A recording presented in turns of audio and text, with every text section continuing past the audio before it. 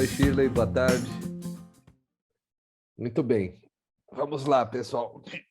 Temos um tema aqui é,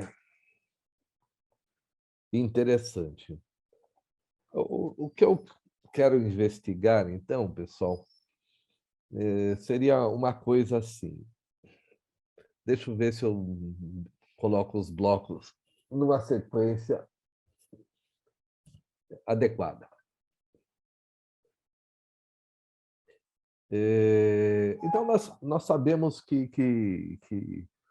na nossa disposição de vida,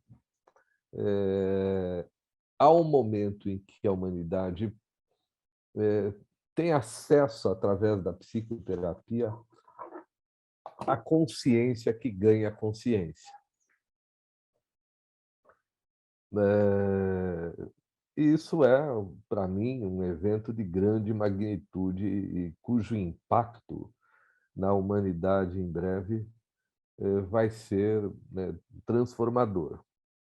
Ganhamos consciência. E como é que nós ganhamos consciência? Ganhamos consciência quando temos um enunciado, uma coisa que nos incomoda, qualquer que seja ele, desde de uma pequena crise até uma grande crise nacional, mundial. Então, é um enunciado que se apresenta a nós e que, de alguma maneira, nós vamos colocar esse enunciado em cima da mesa e vamos analisá-lo com as ferramentas que temos, ou seja, o nosso nível de consciência. A partir daí, a terapia consiste em relermos sistematicamente o que o indivíduo vê. E ele repete o que vê sistematicamente, de tal modo que parece que ele nunca vai sair daquela armadilha do ver e ver e ver. Até que nós entendamos que é o tempo dele, o tempo em que o que ele vai ver vai ter um impacto na vida dele e esse impacto se estende na vida de outras pessoas do seu entorno. Então, veja, ele não pode ver algo que não esteja acoplado na experiência de outras pessoas que, por sua vez, vão interferir em outras pessoas que, por sua vez, e pá, pá, pá. Se você deixa de brigar com aquela pessoa com quem você sempre brigou, e que essa pessoa, furiosa ou magoada pela sua intervenção na vida dela, desconta, modo de dizer, ou leva adiante isso para uma outra pessoa que leva adiante, então é a mesma coisa. Na aula passada eu quis discutir um pouco com você as noções de karma, e karma implica para os dois lados, né, para o Ocidente e para o Oriente, o karma implica numa ideia de evolução e de releitura daquilo que eu achava que era a verdade. Nós vimos que no Ocidente o karma kardecista implica numa ideia de que eu tenho que viver aquela vida de novo para para permitir, se é esse o termo, ou para facilitar que aquela pessoa que antes tinha me ferido, agora, numa concepção kármica de outra vida, eu posso lhe oferecer um olhar reparador, ou, vamos dizer, diferenciado, onde aquilo que eu via como um mal na vida anterior, agora eu posso sugerir que, por conta daquele mal, o que eu aprendi leva-me a olhar para o indivíduo na vida posterior com uma pessoa que sofria do seu próprio karma. Aí eu já brinquei na aula passada que falo: "Bom, mas não tem graça nenhuma eu ter vivenciado o meu karma, ter entendido em mim o que o outro era para mim e ter reinterpretado isso, e agora eu vou ter que voltar para uma outra vida, né, me oferecer em sacrifício para que ele aprenda comigo, que ele não me fez mal algum, e ao contrário, me fez bem na medida em que eu vi a natureza da minha limitação de olhar, né. Então, veja, eu entendo que não é à toa que esse karma kardecista sugere que o mundo é dividido, numa vida. Zíbia Gasparetto e seus livros, né, eh, vamos dizer assim, ocuparam as minhas tardes há quase 40 anos atrás. E eu ficava indignado de ver que o amor venceu e que não sei quem, aquelas coisas. No final, 3 vidas depois, o karma tinha sido, consertado. E aquele conflito que aconteceu no Egito Antigo se resolve no Brasil 2.500 anos depois. Eh, e eu achava aquilo interessante, né, dava uma impressão de uma continuidade, e que eu nasceria e viveria até descobrir que o amor venceu. Psicografado, diz a Zíbia. Mas sim, mesmo que seja um romance, inspirado, e que continha as leis do kardecismo, o fato é que esse sistema me parecia, por outro lado, estranho. Como é que eu fico amarrado nessa história por 2.500 anos? Eh, e esse é um dos pontos, que nos coloca hoje na nossa sociedade. Então, nós vimos que karma tem uma relação íntima com progresso, com evolução, e que na nossa vida em particular, nós olhamos para uma pessoa com um olhar que a segrega e que nos coloca do lado da vítima, das ações insensíveis do outro. Mas então, qual seria o nosso karma seguindo essa rota? O nosso karma seria, em algum momento, ter que nascer de novo, encontrar aquela pessoa num outro contexto, e dizer para ela, num aprendizado literal, como eu tinha entendido que não foi ela que me magoou, e agora eu a perdoo, nas ações que ela, né, dirige na minha direção. Dou a outra face, diz o Cristo. Então, veja, pessoal, sendo assim, não há o que fazer. Você olha uma pessoa, né, que diz: "Joguei minha vida fora", e isso significa, dentro do karma kardecista, que ela vai ter que nascer de novo, viver as mesmas experiências, até que ela diga: "Entendi onde estava a minha ilusão". E isso, né, corresponde ao karma. Eh, para o modelo oriental, esse karma não é tão cruel, modo de dizer, né, que todo mundo cumpre o seu karma, diz o Oriente. Mas ele também sugere que, para que você cumpra o seu karma, é preciso que você saiba que esse é o seu karma.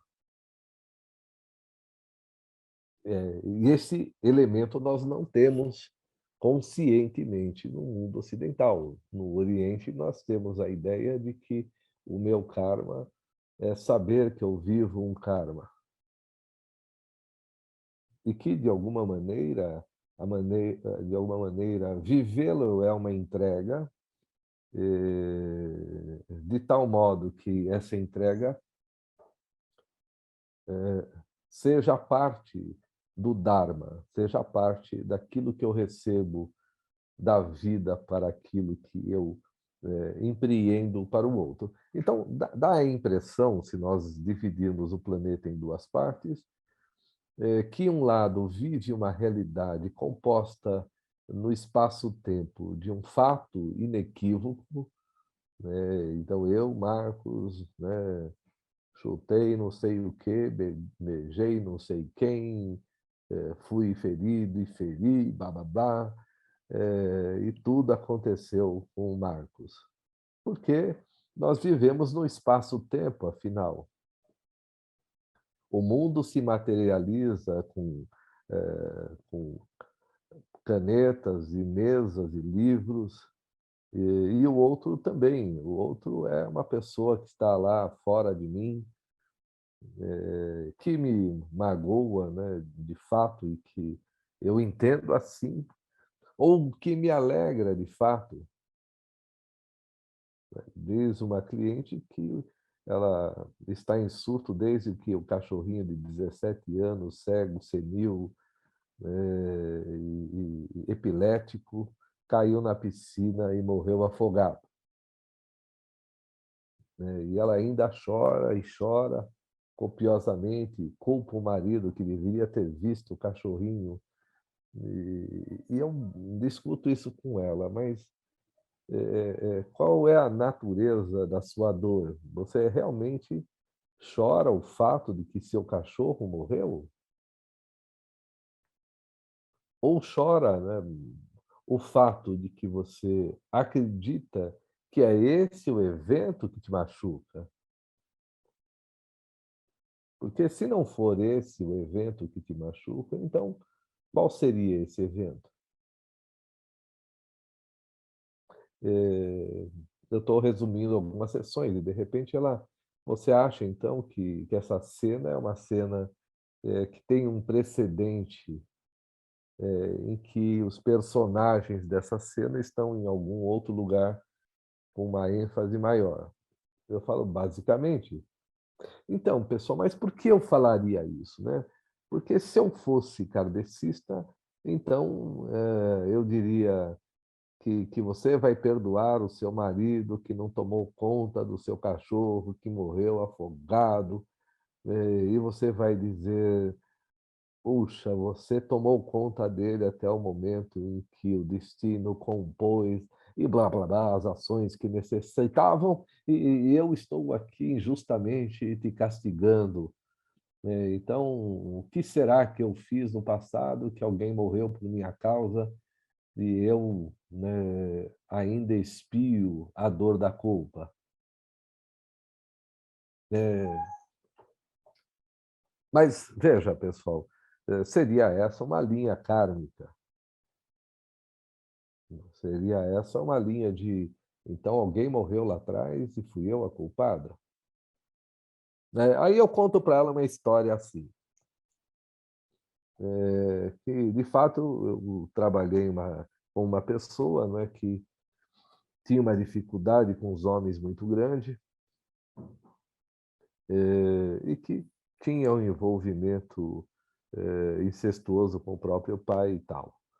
Mas o que soltou os eventos da vida dessa moça foi quando ela me conta que, brigando com o irmão com travesseiros, ela com 7, ele com 6, e aí ela quis dormir, mas ele não parava de brincar, e ela empurrou a cabeça dele contra a parede com o travesseiro dela, sufocando, até que ele dissesse, para, e aí eles dormiram. Quis o destino que ele morresse atropelado por um caminhão no dia seguinte, e o caminhão passou na cabeça dele. E aí ela diz que as pessoas não levaram ela para o enterro porque sabiam que foi ela que o matou naquela noite em que ela queria que ele morresse esmagado, com a cabeça esmagada. Mas não, a família não levou porque era um enterro muito dramático e ela só tinha 7 anos. Mas ela quis acreditar que ela matou o irmão, na vontade, não na prática, né? Mas eu quis tanto que ele morresse com a cabeça esmagada que ele morreu com a cabeça esmagada. E aí ela se deu conta do absurdo, já com 30 e poucos anos de idade, do que ela passou uma vida pensando. Eu matei o meu irmão na minha vontade. Então, só dirigindo isso a outra pessoa, veja, de novo a morte se instala e alguém tem que ser culpado, né? As pessoas têm que viver para sempre, só não vive porque alguém bobeia e a pessoa morre. Eu falei, mas o seu cachorro tinha 17 anos, cego, senil, há de considerar que ele resolveu sair dessa porque estava ruim demais tudo isso. E ele fala, pô, essa doida vai querer que eu vive daqui a pouco paraplégico, cego, senil, epilético. E é melhor eu cair fora antes que piore o quadro.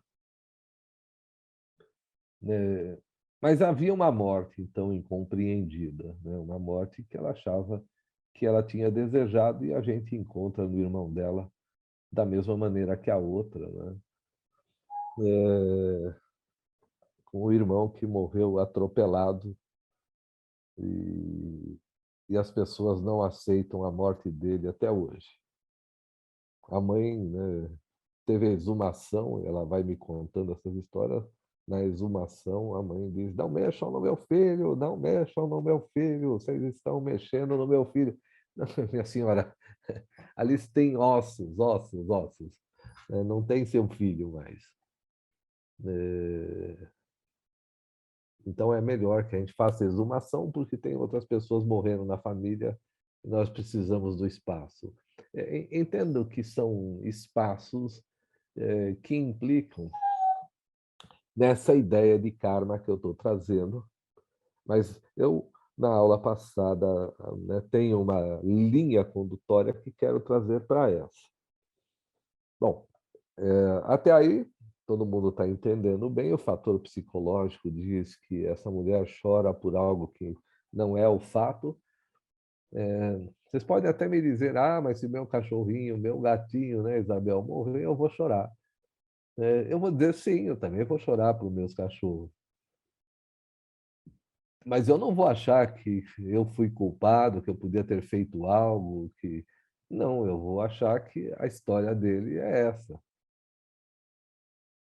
E que, então, ele morreu como tinha que fazê-lo na natural disposição da vida. E aí a gente põe outro no lugar e vive a mesma alegria de novo, e assim vai.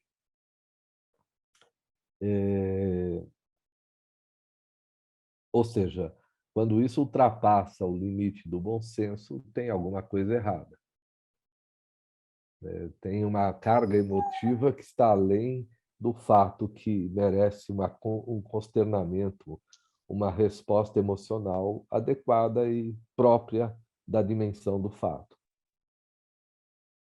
É como, sei lá, diz a lenda que quando Rodolfo Valentino morreu, mulheres se suicidaram. Fala, mas uma mulher dessa tinha que se matar mesmo, né? Porque é tão idiota esse ato que é melhor que ela morra mesmo. Vai tomar banho, se matar, porque um cara que eu nem conheço morreu. Me poupe dessa tolice. Mas sim, a vida dessas pessoas estava além do comum. Pessoal, então entendam que essa diferença kármica que eu trouxe na aula passada e devolvo nessa, tem questionamentos desse tipo, mas que no Ocidente, né, parte-se do pressuposto de que as coisas existem como elas são. Vamos guardar esse ponto. O que eu começo a trazer hoje são um contato com a estruturação do que os tibetanos chamam de bardos. Então, bardos, existem 4 bardos, E eu estou convocando aqui o primeiro deles, que é o bardo natural. É o bardo onde nós acreditamos que somos o Marcos, o Edu, né, Isabel e tal. Então, esse é o bardo natural. Depois tem um segundo bardo, né? O bardo da morte, né? Que é continuado desse nosso bardo. Depois tem o bardo do Dharmata, e depois o bardo do Viracer. E aí começa tudo de novo. Aí começa o bardo natural, o bardo da morte, o bardo da Dharmata, o bardo do Viracer, num uroboros sistemático, numa cadeia infinita. Falando então desse bardo natural, é o bardo em que nós estamos acordados, entendendo que esse acordar nos coloca na realidade. E na nossa realidade como tal, nós acreditamos que temos coisas, por exemplo, eu acredito que eu uso óculos. E uso óculos, sei lá, porque talvez as pessoas dissessem que chega uma hora que você tem que usar óculos. Bom, então tá bom, chegou essa hora, eu uso óculos e pronto. Mas e se não for verdade, não é? E se usar óculos não é um status de realidade em si? E se isso tem algum tipo de consequência diante de um determinado karma? O karma de que quem lê muito, né, quem estuda muito, de forçar a vista e blá, blá, blá, me obriga a usar óculos. Bom, então, essa relação cara crachá, né, eu estudo e, portanto, tenho que usar óculos, é justo. Eu uso óculos, né, mostrando essa intelectualidade. Sendo assim, artista pornô não usaria óculos. Então, alguma coisa nos remete aí a algum outro tipo de consideração. Mas veja, pessoal, da mesma maneira como cada um de nós está vestido, está inserido dentro de um ambiente, e esse ambiente tem uma representatividade, o óculos também tem. É um aspecto simbólico, que causa as mais diversas considerações. Se eu estiver sem óculos, as coisas caem da minha mão, né? Porque míope, eu acho que peguei a coisa e não peguei. Aí, ao invés de pegar, eu empurrei. E aí eu falo, mas que porra. Veja, dentro do nosso trabalho, a minha emoção frente a essa situação, ela sugere que tem um complexo por trás. E aí, com a teoria, nós chegamos à conclusão que sim, então tudo tem um complexo por trás, nossas emoções são todas conduzidas pelo encontro emocional do complexo com aquilo que eu vejo lá fora. Isso nós discutimos nas primeiras aulas, né? O que eu vejo induz a mim uma resposta frente à verdade daquilo que vejo. Eu tenho uma consideração a fazer sobre aquilo. Essa consideração implica que eu tenho uma ação devolutiva para aquilo. E todos sabem, então, que isso pode ser, por exemplo, uma situação kármica. Movido por um fato externo a mim, que exige que eu tenha uma resposta libidinal para aquilo que estou vendo. E a partir dessa resposta libidinal, eu construo uma consequência. E aí voltamos no começo, né, da aula, consequência que implica numa ação sobre outras pessoas que, por sua vez, vão estendendo essa ação. Então, nós sabemos que aquilo que eu vejo é uma informação que produz um resultado. Bom, É, e vamos supor, então, num outro quesito, que essa vida natural seja, afinal, naturalmente feita de um samsara, de uma ilusão de que é ela que existe. No sentido, pessoal, é simples de perceber que se eu vejo uma cena, respondo emocionalmente para ela e sinto algum tipo de emoção frente a isso, quer dizer, encontro um desconforto, apresento isso na terapia, nossa, atropelei um cachorro, como eu me sinto mal, né? Cuspi na cara do meu pai brigando, que horrível. Ou ao contrário, né? Dei R$ 50 de esmola, como eu estou feliz. É, qualquer coisa desse tipo, implicando que essa ação produz algum tipo de emoção própria, e isso me torna triste ou feliz como resultado do ato cometido. Mas, então, veja, pessoal, eu espero que essa emoção aconteça. Sim, eu espero. Quando eu faço uma coisa que me deixa triste, eu digo, não deveria ter feito. Mas quando eu faço uma outra que me deixa feliz, eu digo, eu devia ter feito. O que mostra espinosamente que essas duas considerações estão numa espécie de mapa das ações que podem ser alteradas e das ações que podem permanecer. Veja, onde eu começo a querer chegar com isso, né? Então, esse balanço entre as ações que eu cometo,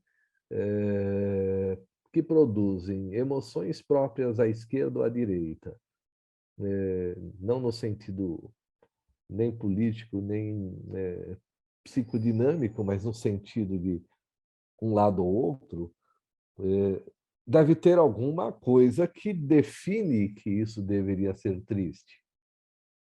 Senão, eu não ficaria triste. Senão, eu bateria no meu pai todos os dias dizendo para ele que ele merece. E não ficaria triste, ficaria até feliz. Ele apanhou, merecia, bateu em mim quando eu era criança, agora tomou. Ou então, como a gente entende em alguns lugares, né, que... Oh, caramba, cadê vocês? É aqui. Às vezes entram nas propagandas, eu apago e ela... Bom, então a gente vê que se tem essa tonalidade, quem define essa tonalidade do triste ou do feliz? Nós. Como é que eu posso definir isso se não sou o agente que define essa emoção? Então, quem define? Por que ela existe antes até do fato? Porque quando eu vejo o fato, ele já é um fato tonalizado pela emoção. Mas ninguém pergunta por que eu faço isso e não faço aquilo. O que quer dizer que o evento que eu emociono é um evento que o outro emociona diferente?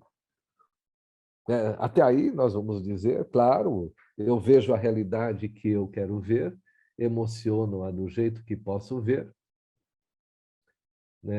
mas nós temos, por exemplo, o Brasil como um país que, nesse instante, está sendo visto por milhões e milhões de brasileiros, e para muitos, ir para um lado vai ser horrível, e para os outros vai ser ótimo e vice-versa.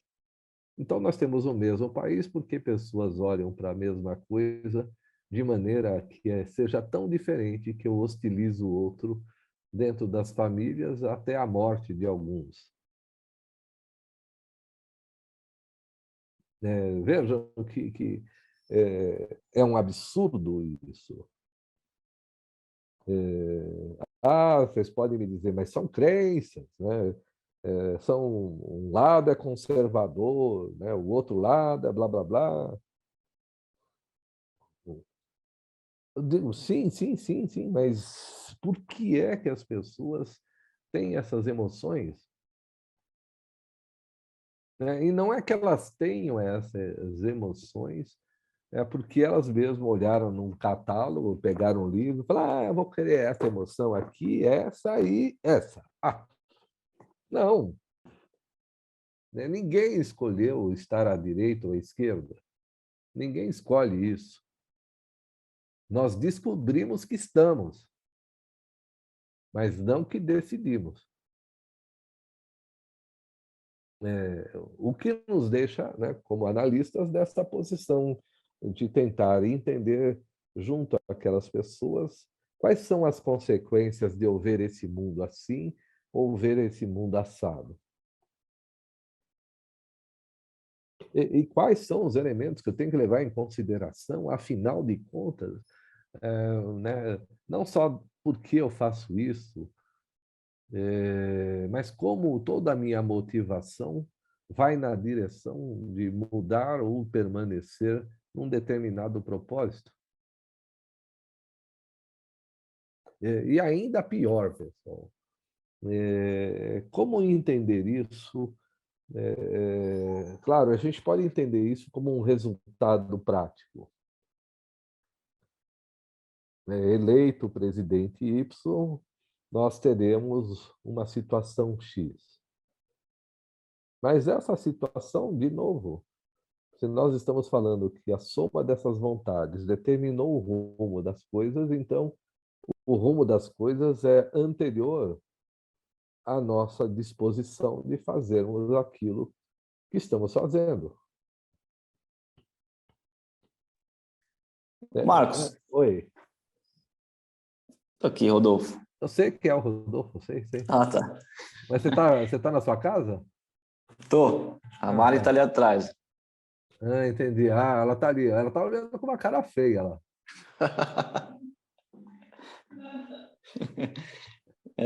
O que você está dizendo é justamente esse contraponto oriental e ocidental, né? Pelo que eu estou entendendo.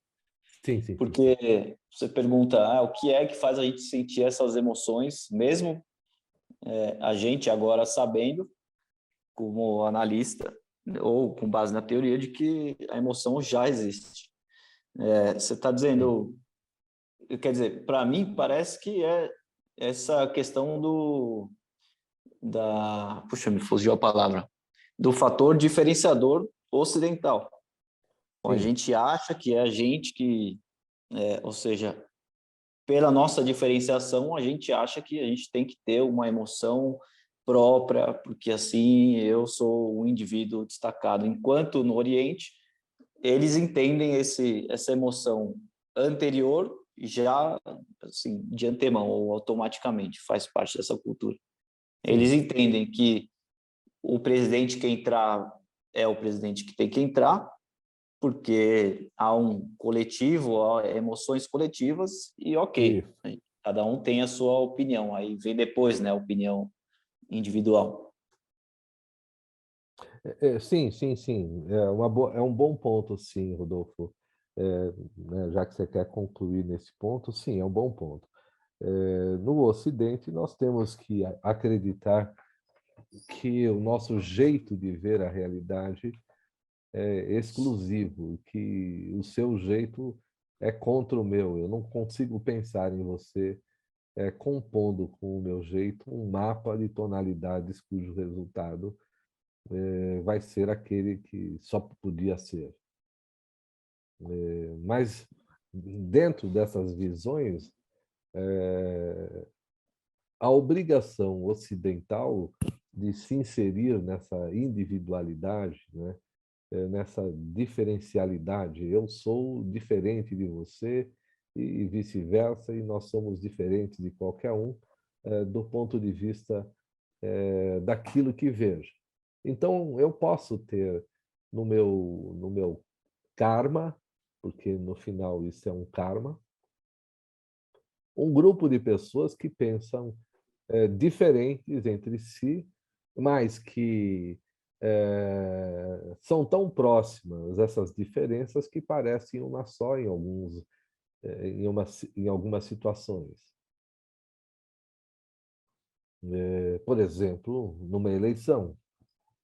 Então, você tem milhões de pessoas pensando diferente, mas uma coisa elas pensam igual, que fazem com que elas escolham no seu voto uma pessoa coletivamente. Uma vontade as impele a isso. Não é uma vontade que elas consigam administrar. Algumas votam de um jeito tão antagônico à sua filosofia de vida que talvez nem ela entenda por que fez isso. Tenta explicar de uma maneira que não consegue. Mas, veja, uma leitura da vida dela, que nós vamos chamar de kármica. Por que, então, é kármica? Porque tem uma obrigação, tem um compromisso em fazer desse jeito. Eu decidi, naquela noite, ir naquela festa, tem um seriado do ID, eu acho que de um canal de investigações criminais, que é Escolhas Mortais, eu acho que é isso. Em que a pessoa escolhe numa festa que ela não sabe que vai morrer naquele dia.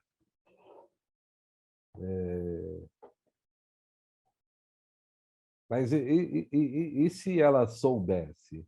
Insisto, naquele instante, a vontade daquela pessoa de ir àquela festa definiria não só a vida dela, mas definiria até o roteirista de um programa 20 anos depois chamado Escolhas Mortais.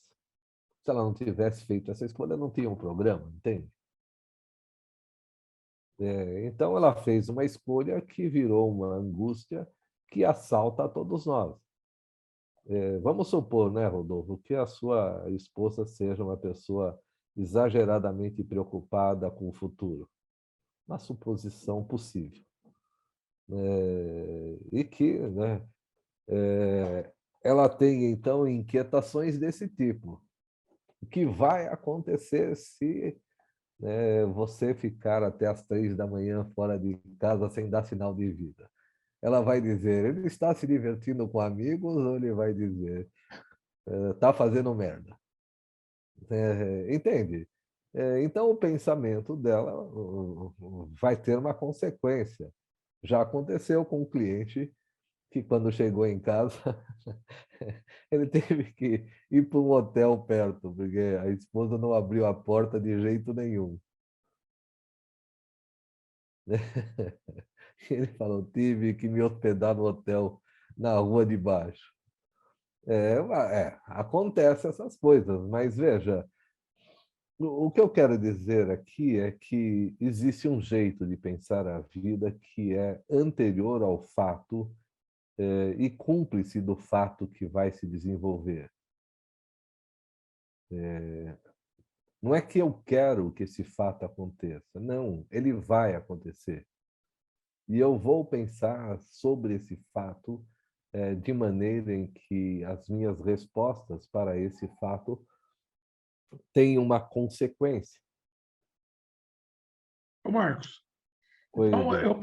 eu posso dizer que a forma de eu pensar esse fato, eu posso dar o nome de karma. Pode. Pode e deve, porque você agora experimenta uma consequência da maneira como você pensa o fato. Ele seria a expressão a natureza da expressão do símbolo, do karma?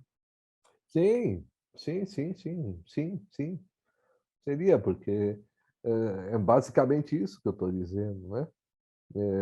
Que não há uma causa que produz um efeito, mas um efeito que atrai a causa. né? Eu tenho que ir para aquela situação, mas ela estava desenhada antes da minha decisão de ir para ela. Senão eu não teria uma rota na minha vida que, somada a todas as decisões que tomei, chegariam no final a uma conclusão.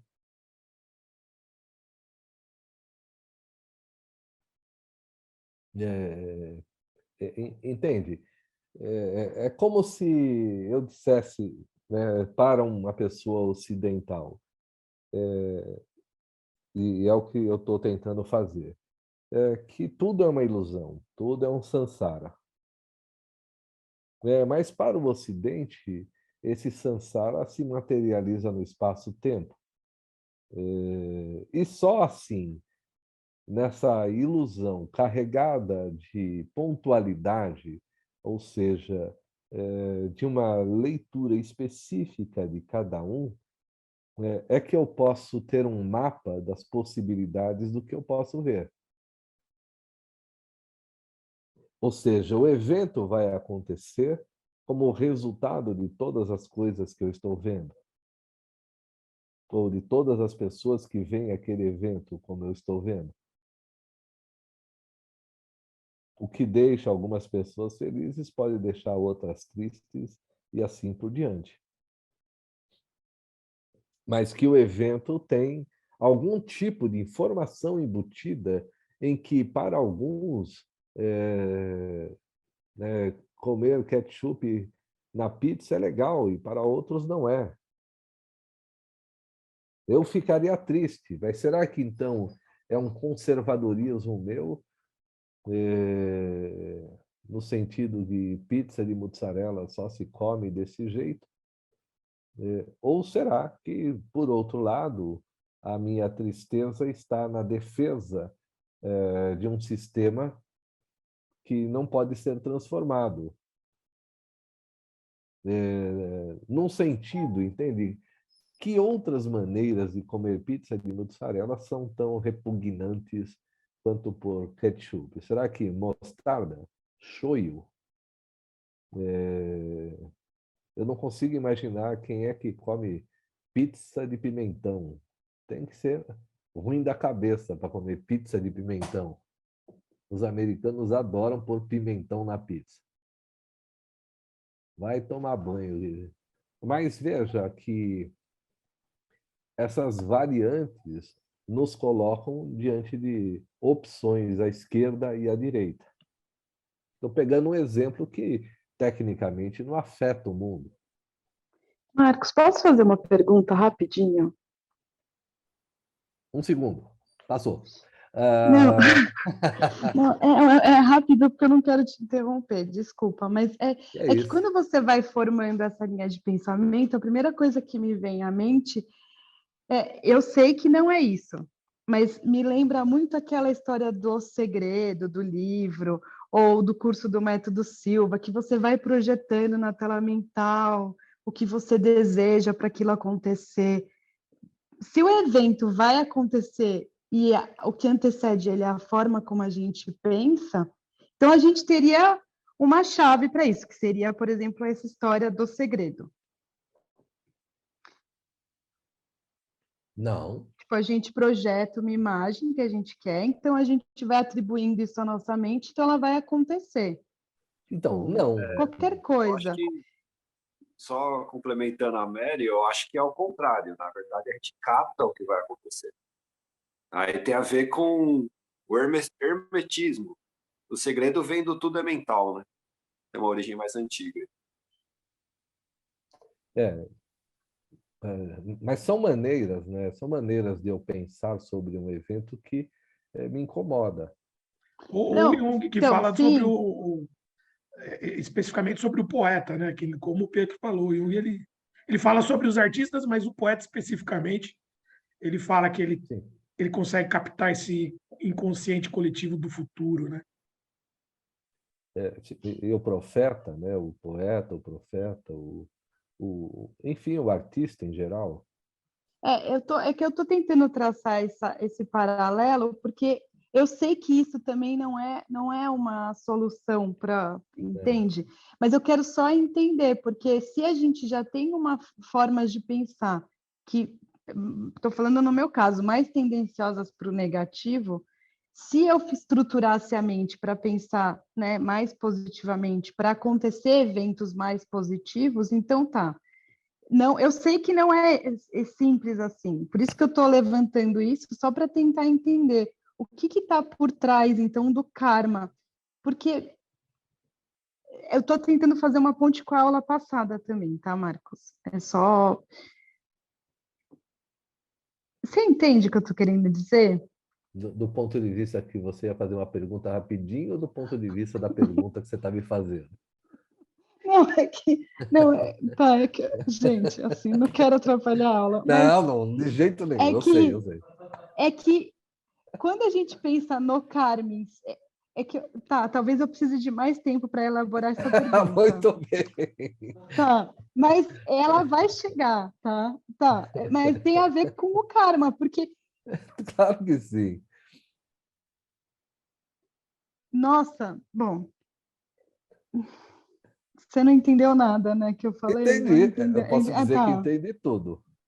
tá. Mas Posso é dizer. isso. Então, tem a questão do karma, que o que vem antes e o que vem depois.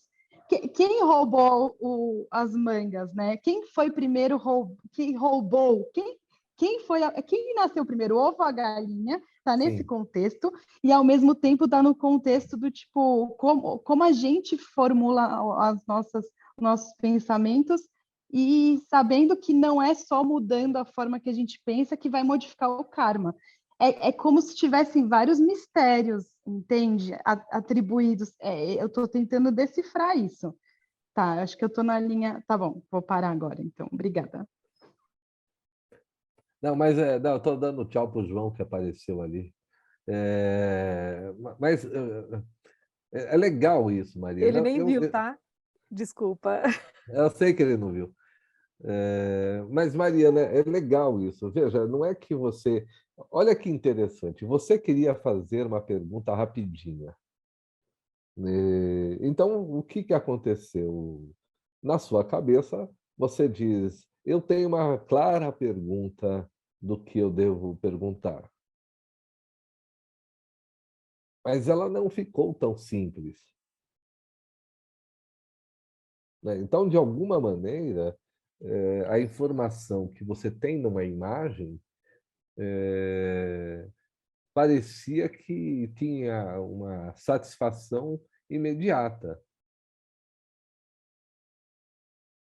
Mas à medida em que você foi expondo o seu ponto de vista, veja que em algum momento você vai travando e fala: nossa, mas agora estou enxergando isso que não estava na minha pergunta quando eu fiz a pergunta, né? Agora estou enxergando aquilo que eu... Então veja como há uma dinâmica, há um cenário na sua frente em que você quer perguntar, por exemplo, se a flor na vestimenta da personagem A podia ser amarela. Mas a hora que você vai montar a pergunta, você já está respondendo. E você diz, se ela fosse cigana, mas se ela não fosse... Aí você mesma foi conduzindo e foi sendo assolada pelas perguntas que não estavam feitas anteriormente. Entende como existia uma complexidade, Mariana, na sua pergunta, mas você só viu a pontinha da pergunta. Quando...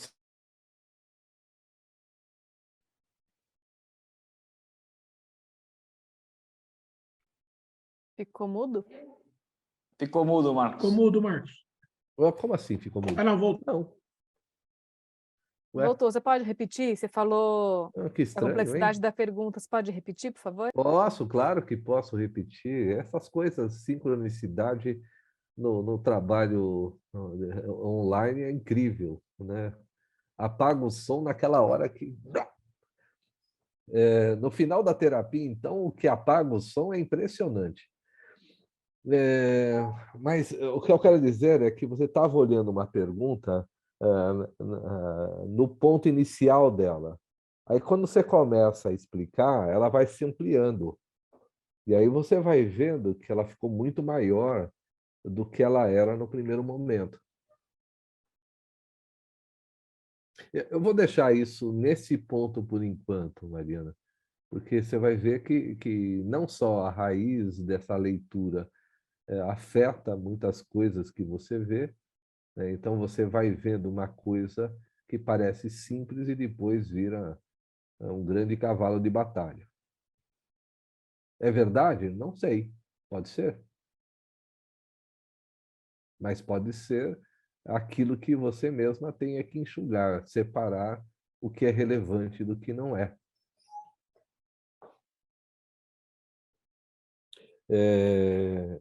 Mas para o que nos interessa aqui na nossa aula, que eu estou mostrando uma coisa, que eu tenho um projeto para a aula, eu estou desenvolvendo o projeto aqui. E nesse primeiro momento, né, nós estamos vendo que, e é o que você fez, Mariana, mas eu vou te dizer como é que é isso, já já. Então, nesse momento, nós estamos percebendo que aquilo que eu posso conceber na minha consciência do que não considera o que eu não vejo. E quando eu começo a perceber que encontrei mais perguntas nas beiradas, né, nos limites, eu devo suspeitar que o que eu estou vendo é só uma pequena parte do todo.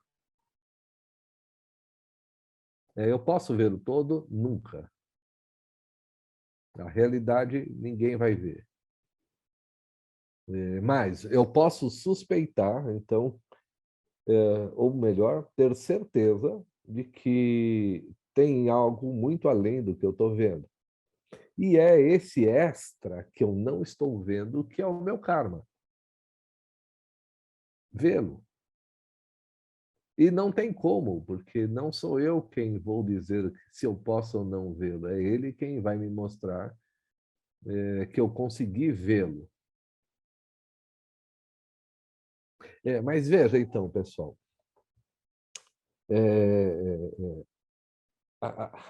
Aí vem uma série de outras considerações, mas que para o nosso bardo natural, né, a palavra bardo quer dizer períodos entre dois pontos.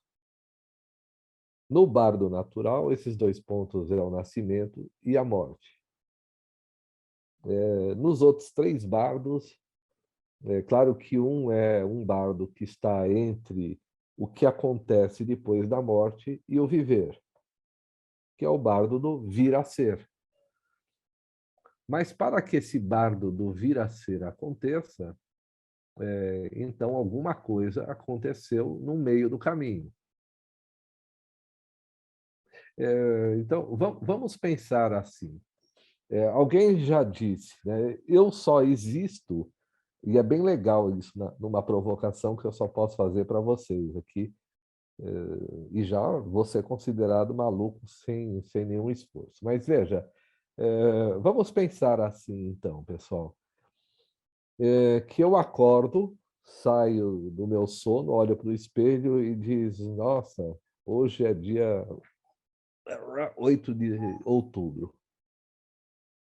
Mas alguém diz que o estado de consciência é um estado de informação. Isso é um estudo da física, né? Então, eu sei que eu existo porque me olho no espelho, ou olho as minhas mãos, ou olho o meu quarto e diz, acordei. Mas isso não é uma garantia de que esse evento de fato acontece. Esse eu acordei. As pessoas perguntam, se eu morri, ou seja, se eu estive por um período num estado de morte, eu, enquanto Marcos, né, que me reconheço no espelho do dia seguinte, não sei. Né? Porque se eu estou num estado de morte, mesmo que tenha durado 1000 anos, eu só vou saber que não morri quando acordo no dia seguinte. É tema já elaborado por 200 filmes, No Limite do Amanhã, recentemente, e tantos outros. E Tenet, que é um filme muito interessante sobre essa questão do tempo. Então, alguns defendem a ideia de que talvez a gente morra mesmo, mas nasça, de alguma maneira, no dia seguinte. É que não existe como dia seguinte. Então, como é que ele existe se ele não existe no dia seguinte, mas pode existir 1000 anos depois? Essa é uma experiência provocada pela física, mas que o bardo natural sugere que existe. É que esse dia que acontece agora, no dia 8/10/2022, faz eu ter uma vontade que eu não tinha ontem. Mas como é que eu cheguei nessa nova vontade?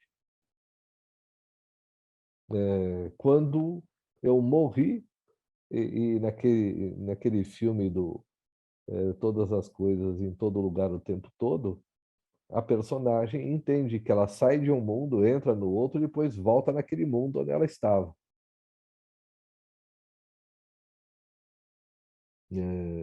E ao voltar naquele mundo onde ela estava, ela aprendeu no outro mundo. O Doutor Estranho também faz isso. Eu vou para o mundo, ou limite do amanhã. Por que será que o inconsciente está descarregando, né, derramando esse tipo de filme na mente da humanidade? Talvez para sugerir que a gente tenha algum tipo de fixação na realidade, tanto daquilo que eu vejo. Veja, qualquer um de vocês, como eu falei, a minha cliente não queria que o cachorro morresse. Mas ela chora como se pudesse ter evitado a morte do cachorro. Não podia, mas ela queria que ele sempre estivesse vivo.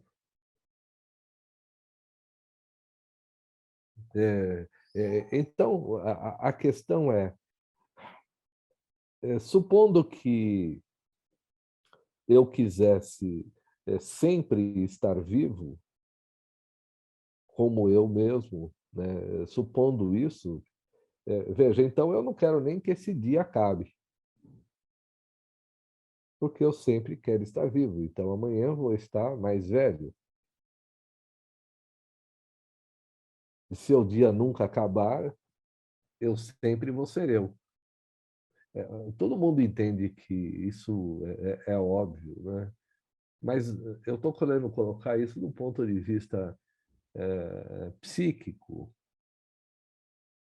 porque no psíquico não tem como isso acontecer.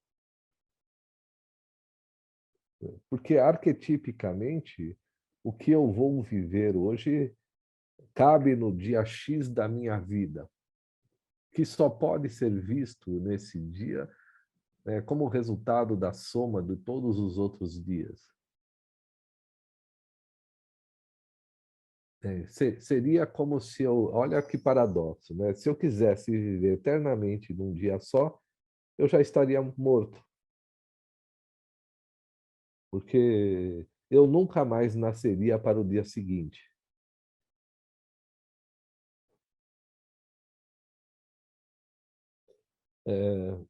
Pessoal, isso pode parecer uma loucura, né, nesse jeito de pensar, mas esse jeito de pensar, ele só é possível se você colocar alguma instância, afinal de contas, como uma instância que está além do espaço-tempo.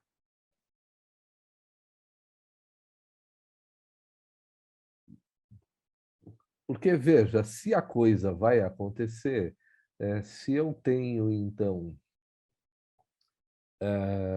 como diz o Jung, né, nos poetas ou nos artistas, uma disposição para enxergar ou nos profetas o que vai acontecer, então o que vai acontecer já aconteceu. Mas onde isso aconteceu? Não no espaço-tempo, naquele instante que vejo.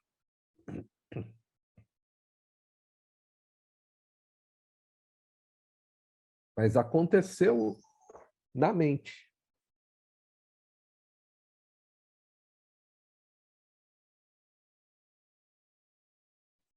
Em algum lugar, além de quem nós achamos que somos, acontecem coisas que estão muito mais adiante do que estamos percebendo.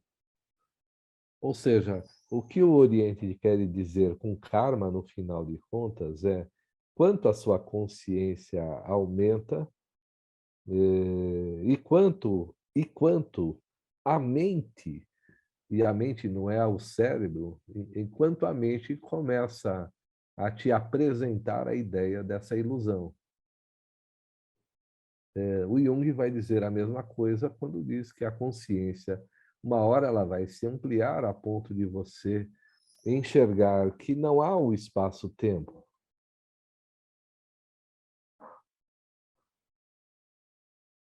Porque é uma consciência.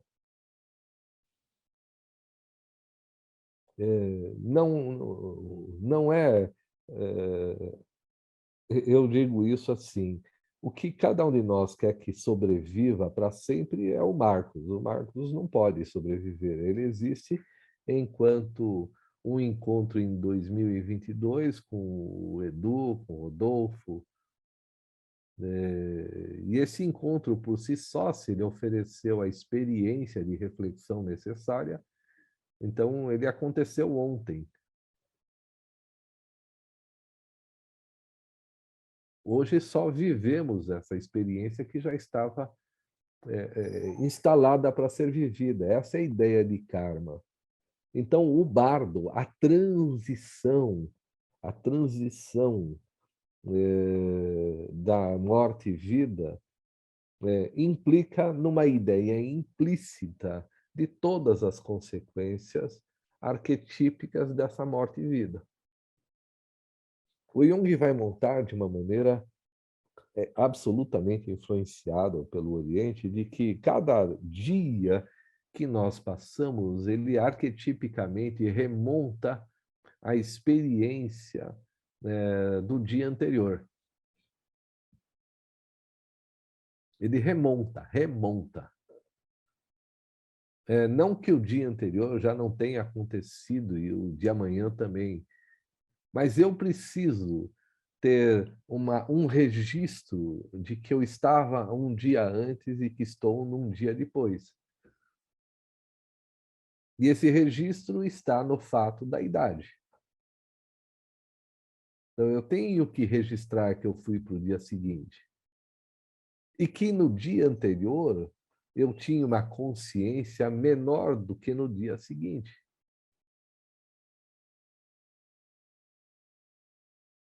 E é isso que arquetipicamente produz a transição, o bardo natural.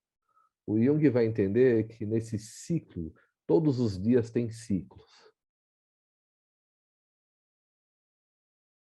Eu sempre acordo para viver um dia em que morro à noite. Porque uma hora você vai dormir. Né? O que é morrer? Morrer é dormir. As pessoas têm medo de não acordar no dia seguinte, motivo pelo qual têm insônia. Elas querem ficar acordadas para não morrer. Brincadeira escrita há muito tempo atrás por um filme chamado Vampiros de Alma. Todos vocês devem ter assistido.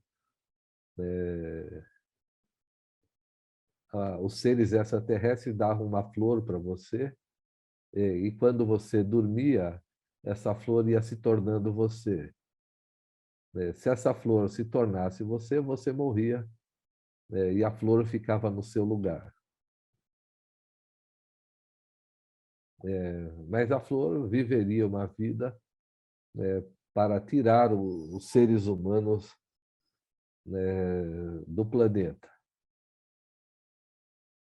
É bem inteligente, é dos anos 50 o primeiro filme desses, Vampiro de Almas, e tem umas 4 reinterpretações, né? Mas a ideia é a mesma. Quando eu vou dormir, eu vou morrer. Porque eu vou me desligar do mundo completamente. Pum. Eu não sei para onde eu vou. E eu não sei por quê, né? Então, o bardo da morte, ele é o equivalente nas nossas vidas do dormir. Eu vou dormir. No primeiro estágio desse sonho que eu vou dormir, né, eu estou entregue a uma morte. Eu estou fechando o dia anterior para começar uma interpretação através dos sonhos, né, do novo dia. Veja, os sonhos vão acontecer daqui a pouco. Nesse segundo, nesse terceiro bardo, instala-se o Dharmata. E o Dharmata é quando você faz para os orientais, é quando você faz uma espécie de levantamento, uma espécie de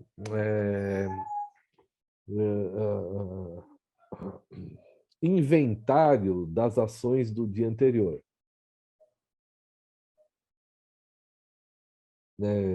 E você acessa imagens, veja, é bem legal isso, vocês assistem nesse filme também, e você acessa imagens na mente, e as pessoas vão dizer que é no cérebro. Imagens simbólicas na mente, né, que estão reformatando o dia que passou, para que eu possa, então, viver no dia seguinte um karma próprio. Então, nós poderíamos dizer que há uma vida inteira num dia, nós morremos à noite, passamos pelo Dharmata, reformulamos a nova realidade, sonhamos, então, com um novo dia, não da forma como ele é para cada um de nós, mas na forma como ele é simbolicamente para todos nós, e nascemos de novo ao alvorecer. Não por um acaso, o alquimista também pensa assim. Quando ele olha, né, que o sol nasce num canto e morre no outro todos os dias. Então, algumas pessoal, podem dizer assim: ah, mas então o ser humano é que faz todo esse tipo de cosmogênese pictórica, né? Sim, o Sol nasce num lado, no oeste para o leste. E eu assisto, então, o Sol passar pela minha cabeça e morrer. Mas e se isso também for uma informação? Hoje se questiona se a gente empresta essa experiência solar em si ou se essa experiência solar faz parte de uma coisa que chamamos de mente.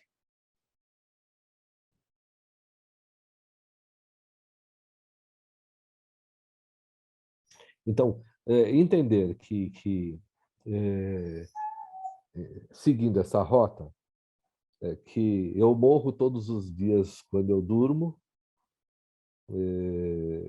nesse dormir, pode ser que eu não acorde por meses na nossa contabilidade, porque o que vai acordar no dia seguinte é uma imagem, é uma informação. Também bem estruturada no filme Westworld. Que, então, somos alguém reprogramáveis durante a noite. Mas não é que somos reprogramáveis, é que nós acessamos uma nova experiência de consciência, o que nós não enxergamos ontem, enxergamos hoje. Pessoal, se a velocidade dessa informação aumentar, então deve-se supor, aí vem um outro pedaço, que eu estou seguindo uma rota aqui, aí vem um outro pedaço. Veja bem, o Jung coloca muito bem que a ideia da consciência era a ideia que na espécie humana sugeriu em algum momento, criado, né, esse momento por um fascínio. Eu vi uma coisa fascinante na minha frente, mas logo ela se apagou. Eu falei, caramba, podia jurar que eu vi alguma coisa. Não, você viu uma coisa que estava ali o tempo todo. Mas você viu de maneira diferente. E por um segundo, né, vendo aquilo de uma maneira diferente, você sentiu um impacto. Mas o ego precisa assimilar aquele pedaço de coisa apresentada. Precisa sair de um estado menos inconsciente ou menos consciente para um mais consciente. Só que a consciência ela vai exigir uma série de compromissos e responsabilidades frente a isso.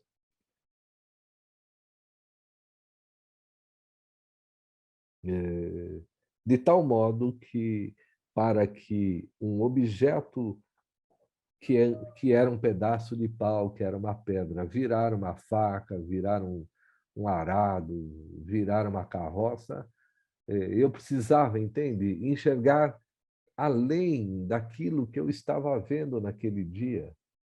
O ser humano antigo olhou a árvore e, de repente, ele teve um chilique, falou, nossa, eu tive um chilique aqui. E um dia ele olha para a árvore e diz, entendi, se eu cortar essa árvore e amarrar dois galhos, né, dois caules uma na outra, eu faço uma parede. E nesse dia, então, começa uma construção. Mas aí entra o vento entre as frestas e o cara resolve jogar barro. E aí o barro seca, mas ele põe palha seca.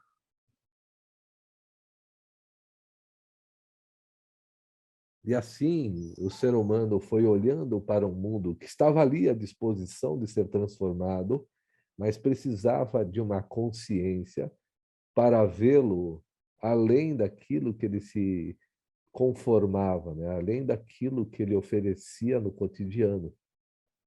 Entendem que há algo que já sabe o que vai acontecer, mas a consciência precisa ir ganhando espaço, né, para existir naquele acontecimento. Se o ser humano olhou para o mato, e descobriu que dali ele tirou toda a sua evolução,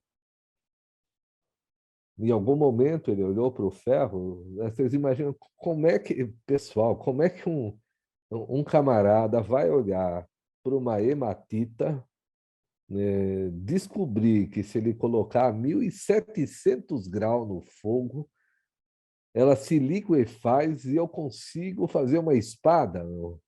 Tá bom, não vou nem pegar na hematita, eu vou pegar no bronze, né? Eu vou pegar no estanho, que é bem mais mole. Mas, pessoal, não é possível que um ser humano olhou assim de imediato. Ele falou, nossa, estanho, vou fazer uma espada, que legal. Não, pelo amor de Deus, né? Você está... Mas a espada já estava ali, pronta para ser feita, só precisava que eu juntasse Lé com Cré. Pólvora, né? Pólvora. Como é que faz pólvora? Você precisa de 4 substâncias que separadas não fazem nada. Salitre, você precisa de... Eu não me lembro tudo agora, mas você precisa de 4 substâncias que estão espalhadas na natureza. Como é que um idiota juntou as 4 e fez pum? Pessoal, é tão...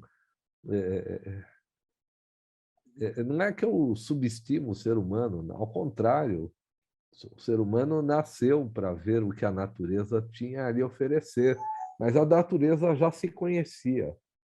Ela está dizendo isso, pega isso, seu idiota. Não, não, não, não, não mistura tanto, tira um pouco daí. Aí o idiota ia lá até ficar esperto. Vocês entendem que consciência é isso. Consciência é um sistemático olhar para uma coisa que não está funcionando, mas você não sabe por que você olha. Só que continua olhando.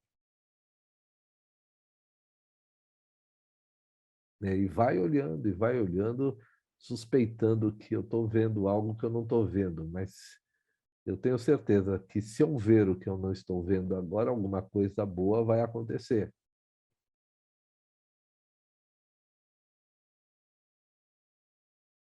Não. Então, veja que o Oriente faz esse papel para o Ocidente, como na terapia. Então, na terapia, no Ocidente, nós somos orientais. Nós dissemos para o cliente, tudo que você está vendo, duvide. Seu marido é alcoólatra? Não, não é. Sua filha tem Down? Não, não tem.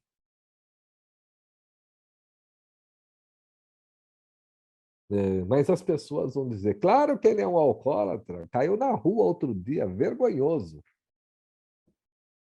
E ele mesmo vai Graças a dizer, Deus, né? graças a Deus, graças a Deus. Né? Entendo muito bem.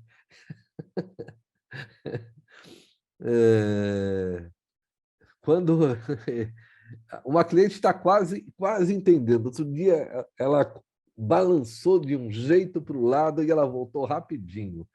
Quando eu disse, qual é a vantagem do seu marido ser alcoólatra para você? Eu vi que ela sentiu o impacto da pergunta e achou a resposta, mas aí ela devolve. Não, nenhuma vantagem, é horrível. Mas na hora que ela vacilou, na hora que ela disse, posso fazer uma perguntinha rápida? Né? Que ela deu uma vacilada, ela viu algo a mais que não estava ali. E ela diz, eu dei mais uma chance para ele. E é legal isso, porque ela vai dizer assim, pessoal, mas eu vou me separar dele. Eu falo, eu acho que é um projeto possível. Ela acha que vai se separar literalmente do marido. Ela não está entendendo que vai se separar daquele marido. Mas dá para ver direitinho como alguma coisa acendeu em algum lugar. Ela para uns segundos, olha para mim e compreende. Ô, Marcos, eu tenho uma cliente feminista até as tampas. E aí eu falei, então tudo bem, vamos fazer um exercício de reflexão. Então funcionou todo esse movimento feminista, esses discursos, e os homens entenderam. O que você vai fazer? Ela ficou assim, isso nunca vai acontecer. Não é? Você é louco? Você quer que eu morra? Se eu viver para sempre, eles nunca vão aceitar. Então, é bem isso mesmo, né, Edu? Nunca vai acontecer. E é o que as pessoas vão dizer. Essa pessoa nunca vai mudar. Não tem jeito, ela vai ser assim. É impossível. Não, essa é a sua torcida. Entende que naquele momento existe uma morte naquele dia em andamento. Aquele dia, quando ela fala isso, quando a sua cliente fala isso, ela morreu naquele instante, porque ela teve que parar. E naquele momento em que ela parou, ela equivale naquele instante ao momento em que o ser humano olha para uma coisa e alguém diz: o que você está vendo aí? Nada, nada. Achei que tinha visto alguma coisa. Entende? Porque é um chamado mortal. E aí, né, vocês entendem que é morrendo que se vive. Porque senão eu acordo no mesmo dia. Não é possível. Mas a ideia de que o oriental tem uma ideia de eternidade muito diferente. É tão eterno que eles não mudam. Eles mudam muito pouco. Eles seguram a realidade num esforço. Mas eles nos ensinam que o eterno existe. E aí vem essa consideração que nós estamos falando, né? Veja, então, vamos para o bloco que estava no projeto. Tudo isso para dizer assim. Então, a mente sabe, né, que existe um dia que nós não sabemos que existe, antes de nós. Em Interestelar, a gente vê isso. No filme A Chegada também, no filme, na série Manifest, da, da, da Prime, eu acho, da Netflix, e até nós mesmos. Porque, pessoal, veja que interessante, tem duas maneiras em nós sermos analistas, ocidental ou com tom oriental. Se nós somos ocidentais, então a pessoa é neurótica, né? E ela vai sair da neurose, sair do casamento onde ela está oprimida, sair da relação de trabalho onde ela é desvalorizada, e pronto, a vida dela vai ficar ótima. Ela até faz isso, mas o Jung entende que a questão é muito maior.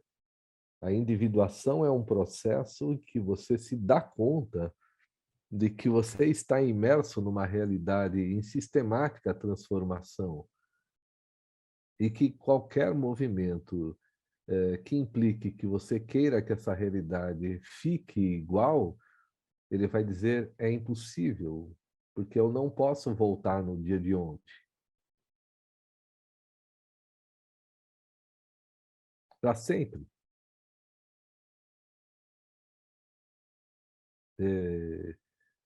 Não tem como eu voltar numa instância que a consciência era menor de cada um de nós. Não tem como. Ela não se fecha, ela só se amplia. E aí a gente deve suspeitar, né, pessoal? Eu defendo uma ideia. Se existirem extraterrestres, eles devem existir, então eles não se interessam em nos submeter, porque eles têm uma consciência maior do que a nossa. Porque se eu vou acessar uma tecnologia maior, eu tenho que ter uma consciência compatível com aquilo. É tudo uma questão simbólica, no final. É só a consciência que se amplia num ciclo interminável. E se não tem a consciência dessa tecnologia, não tem nem consciência que pode ter alguém além deles também, de modo que também não tem interesse em nós. Não, exatamente. É como se a gente quisesse domesticar formiga. Para que eu vou domesticar formiga? Para tirar fotografia de todas, sei lá, de mãozinha dada dançando uma música que elas nunca dançaram? Não, formiga faz o que formiga tem que fazer.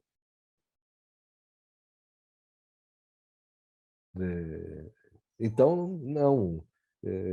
Ninguém vai olhar para uma vida anterior querendo que ela aprenda algo que está numa vida posterior. E alguém que já tem essa consciência, eu não sei quantas consciências, ou quão profundo, né, é a mente. Eu não sei a profundidade dela. Mas eu sei que o que nós estamos aprendendo, né, ela já sabia antes de nós. E se nós, então, somos parte, né, acessamos a mente, aí vem né, um último ponto das nossas reflexões hoje. Veja, a ideia do oriental, então, é que não exista a morte mesmo. É só um conjunto de bardos. O bardo do natural, que é esse, tem acontecimentos dentro dele, ciclicados, né, pelos outros 3 bardos, quando a gente dorme. Então, todos os dias nós morremos e renascemos.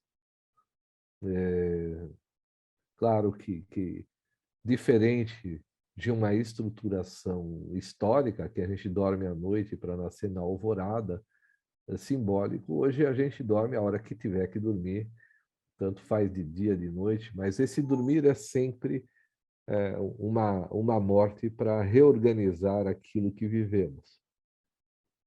Mas não é uma reorganização como se estivéssemos feito algo errado, mas todos os dias a gente melhora e faz perguntas sem perceber. E no dia seguinte temos uma resposta.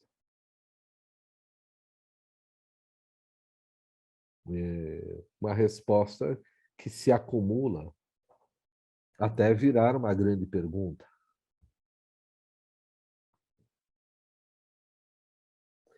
E assim sucessivamente. Então, se existe esse mini-ciclo diário, deve existir um outro ciclo maior.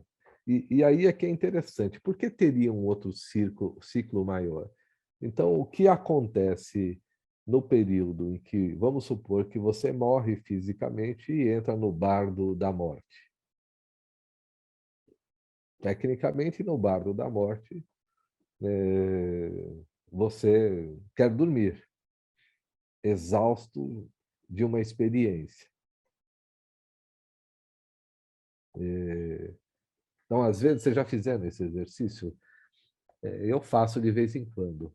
Eu fico olhando e falo, puta, se tiver mesmo uma outra vida, eu queria que acontecesse daqui a uns 200 anos. Vai tomar banho, deixa eu dormindo aí uns 200 anos, porque essa deu muito trabalho. Mas eu penso isso usando as referências de uma vida normal,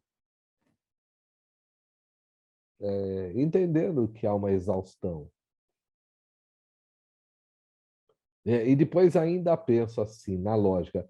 Veja, isso eu pensava antes de estudar essas coisas. Quando eu comecei a estudar essas coisas, eu falei, nossa, eu já pensava assim. Então eu pensava assim, puta, aquela experiência de bullying é muito chato. Será que eu vou ter que passar por aquilo de novo, meu? Que coisa irritante. Mas isso já é um arrependimento, em que eu pratiquei e sofri bullying. Então, eu digo, eu não queria mais passar por aquilo. Entende que isso já faz parte desse desenvolvimento, desses elementos que eu vejo a cena, que parece que existiu literalmente, mas não existiu literalmente, existiu na mente. E lá, então, eu digo, o que vai acontecer se não existir aquelas peças? Veja, que aí é muito legal, porque o que vai acontecer se não existir aquilo? É muito comum na terapia que quando os clientes descobrem uma nova realidade, eles sentam até de maneira melancólica, dizendo, caramba, joguei minha vida fora. Mas é nessa hora que ele ganhou a vida dele. Ele não sabe disso ainda. Porque quando ele fala, joguei minha vida fora, ele faz um profundo levantamento de coisas que ele não queria ter feito. É como se ele dissesse, se eu tivesse outra vida, não queria fazer isso. Ele acabou de ganhar uma outra vida. porque ele não vai mais fazer aquilo. No entanto, a gente precisa aumentar as sessões, porque um lado dele está se despedindo e o outro está se introduzindo. Nesse instante, ele fica desesperado, né? Porque ele está deixando um mundo, e a maioria das pessoas, você vê isso em alguns sonhos, né? Em que o indivíduo sonha que esses dias teve uma cliente que sonhou algo assim. No caso dela foi um tsunami. Mas eu me lembro muito de um sonho que me marcou, um cara que disse que ele morava em cima de um vulcão. E de repente a casa começou a tremer e ele sabia, vai romper o vulcão. E ele tinha que escolher o que ele levava. Ele olhou para as coisas, ele olhou para livros, e o vulcão cada vez tremendo mais forte. Aí, então, ele pega o cachorro dele, entra no carro e vai embora. Não levou mais nada além dele e do cachorro. E do carro, mas ali é simbólico. Então, é bem isso, né? Você tem certeza que você quer levar alguma coisa?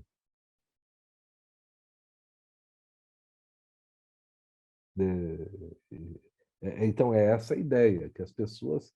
Ah, mas será que eu posso levar isso? Não. Se você quiser levar isso, esse é o nosso problema.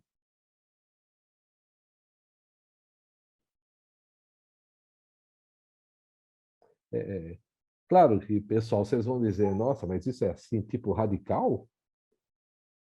Na minha vida já aconteceu isso, tipo radical mesmo. Eu conto uma história que, no final, eu troquei um carro velho por uma furadeira que me roubaram. E aí eu fiquei sem nada mesmo. Não tinha nem namorada, nem carro, nem furadeira, nem religião mais, nem sócio. Eu fiquei completamente nu. É aí que eu ia começar a construir todo o projeto psicológico. Foi um divisor de águas, né? Fevereiro de 1990. E aí eu começaria tudo de novo. Outra religião, outra namorada, outro sócio, outro projeto. E outra maneira de ver o ser humano. Isso foi fundamental. Então, você não leva nada mesmo. E aí eu adoro quando isso acontece. Me perguntaram, depois de 24 anos no Tucuruvi, me perguntaram, você sentiu alguma coisa? Nada. Entreguei com missão cumprida. Fiquei lá 24 anos, fiz o que eu tinha que fazer e pronto. Não senti nada. Só uma sensação de dever cumprido. Vamos em frente, vamos para um outro lugar. Entendem, pessoal, que esse último ponto que nós estamos debatendo, ele é fundamental. Como, então, entender a rota da vida? Claro que isso não significa que seremos monges budistas, muito pelo contrário, né? Aí é legal ter medos. Aí você acorda, tenho medo de algumas coisas.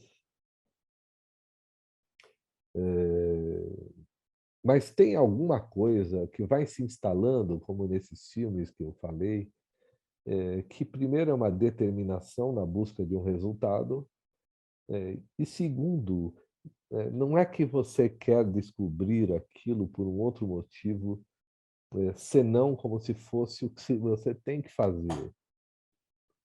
Instalar isso no ser humano é fundamental. Eu não faço nada que eu não tenha que fazer. Mesmo que eu me arrependa depois. Não no sentido, né, de que não devia ter feito, mas no sentido de entendi, não faria assim de novo. Não vou me estender hoje, mas eu tenho feito algumas experiências nesse sentido nos últimos 4 anos e eu tenho tido percepções assim bem legais sobre tudo. Então, é aí que nós vamos acessando essa mente e o ego, que os orientais dizem, eu não vou nem falar sobre isso, se vocês quiserem, vocês leiam no livro, né? Mas ele vai meter o pau no ego, ele vai relativizar a importância do ego, e eu acho que isso é bem oriental. O ego é funcional. Então, vocês vão ver que no livro ou nessas religiões orientais, eles dizem que as pessoas sofrem de terrores, de infernos. Eu também não vou entrar nesse mérito de discutir isso do livro, porque o que eu quero sempre é compor a visão oriental compensatória ocidental. Mas vocês vão ver que eles vão dizer que existe o reino dos infernos, né? E como esse reino dos infernos deveria ser protelado, eu devo me proteger e fugir dele. O que vai na contramão de tudo isso que eu estou defendendo aqui, tirado dos mesmos livros. Não tem o reino dos infernos, existe um tormento, e esse tormento é infinito. Ganhar consciência sempre implica num tormento.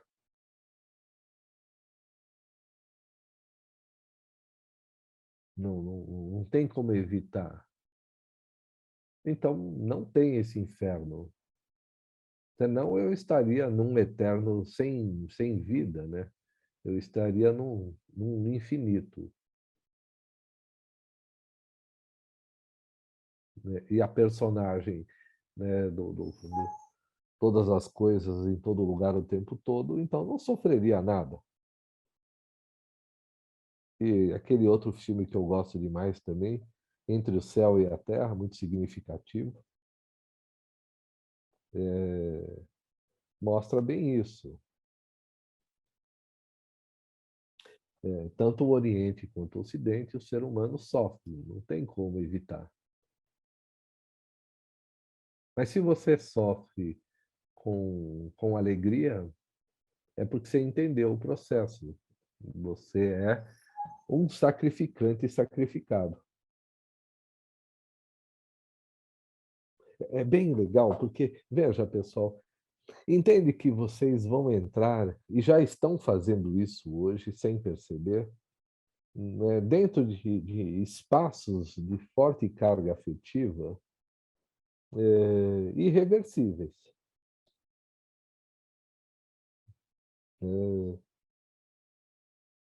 Vocês não conseguem sair dele, eles estão arrastando vocês. A diferença é, ou você é consciente, né, de que o seu sofrimento é é um compromisso com uma maneira de ver a vida ultrapassado, e aí alivia, garanto que fica mais suave a angústia. Ela não é 100, mas fica mais suave. É como se uma voz ficasse batendo em você. Calma, calma, faz isso de novo. Olha para o outro lado. Não, eu não quero. Não, calma, olha. Aí você vai olhando. E essa é a parte mais legal. A parte em que você começa a entrar em algumas situações que trariam prejuízos que antes deixariam você doido, furioso, e que agora você sente a dor do prejuízo, mas na sua mente você escuta, tudo está indo bem. Então, quando eu falo isso para um cliente, eu falo isso olhando o mapa dele. Quanto mais ele fugir da morte, pior fica. Mas quanto mais ele se entrega para a morte, eu digo, tá tudo indo bem. Mas eu estou sofrendo. Então, tá tudo indo bem. Tá mal quando você está bem, mas está bem quando você está mal.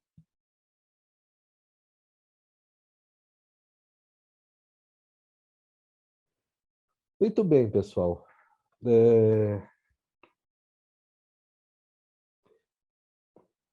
Então, a ideia, né, da nossa aula hoje era apresentar a profundidade da mente. Ela está além do que o ego consegue enxergar.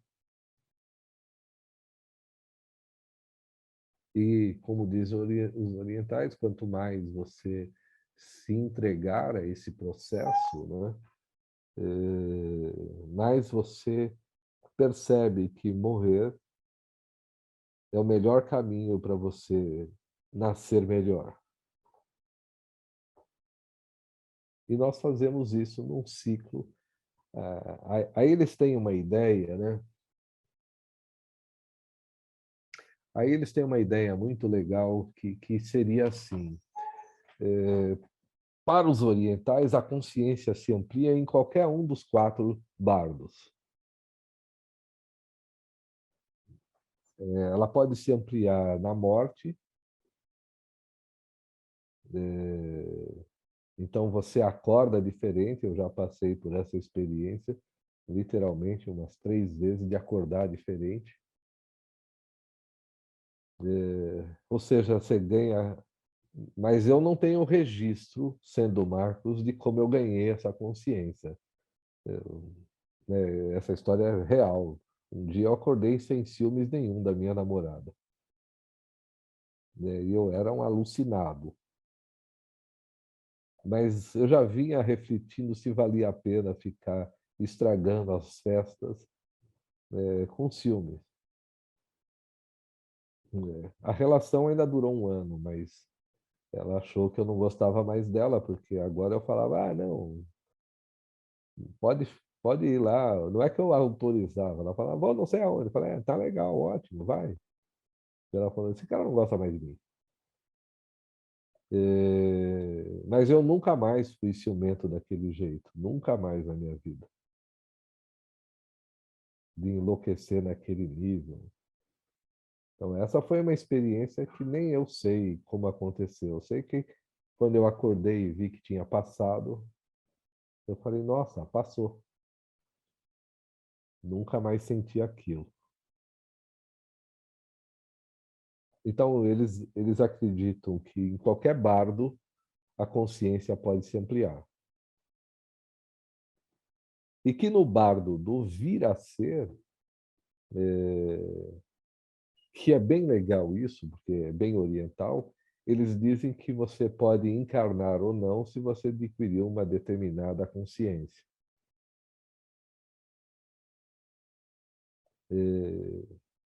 Aí eu entendo que é um fenômeno psicológico. Porque para você falar isso, você tem que ter encarnado para você dizer que você não precisa encarnar. Em algum lugar a consciência se registra. O que eu entendo que eles querem falar é que em todos esses espaços há um ambiente que registra que eu estava consciente dentro dele.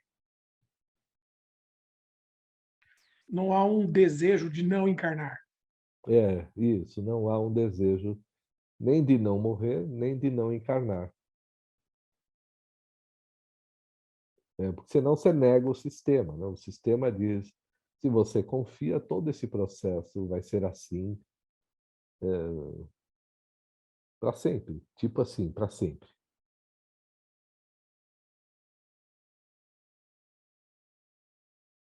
Bom, eu vou ver se eu trago uma história agora na aula que vem, na aula que vem, que fala disso. Vou até separar já a historinha. Marcos, só posso uma dúvida? Claro, sempre. No sonho do vulcão, e aí você diz, não leva a nada, né? Ele leva o cachorro, e eu tenho pensado nisso, a gente vem discutindo isso nos grupos e tal, né? Algo leva, né? Tem um tipo de um valor fundamental que se leva, né? O cachorro, numa representação eu vejo no animal a mim mesmo refletido de volta. Então, Sim. eu carrego eu tenho que levar algo. É esse algo que parece que constitui a falta que nos angustia, de não identificar. Mas você leva um sentimento de valor, né? Você viu que aquele rapaz que morreu num acidente de trânsito em algum lugar do mundo aí, e o cachorro, um Golden, morre com ele. Então, teve umas 4 clientes que, inclusive presente, que falaram disso, que se incomodaram. E por que se incomodaram? Mais com a morte do cachorro que com o do cara. Parecia, então, que o cachorro tinha uma importância sólida na experiência de vida do indivíduo.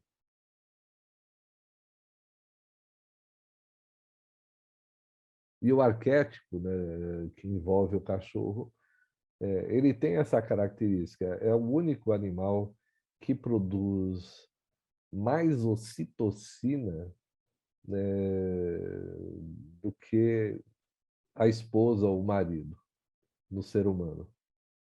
Só não produz mais ocitocina que o bebê.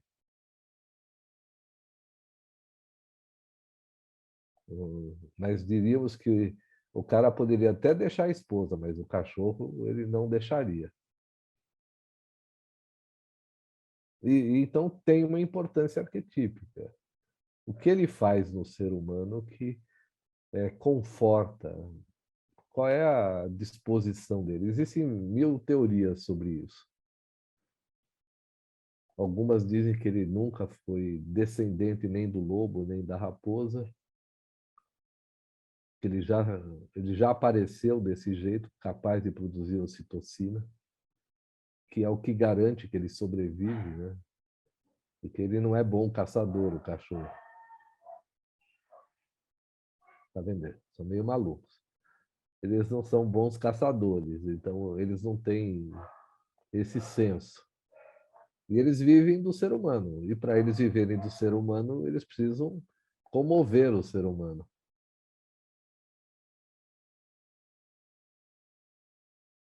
Menos John Wayne. Que tem um filme que o John Wayne tem um cachorro, o cachorro morre e não tem nenhuma citação pela morte do cachorro, que ele chamava de cachorro. Muito bem, pessoal. Espero ter, pelo menos, apresentado um pouco da ideia da mente como uma ideia que tem uma ordem estabelecida e se entregar à mente é se entregar a algo inevitável. E com isso você sai do samsara. Você acredita que vai acontecer o que tem que acontecer e isso é o certo.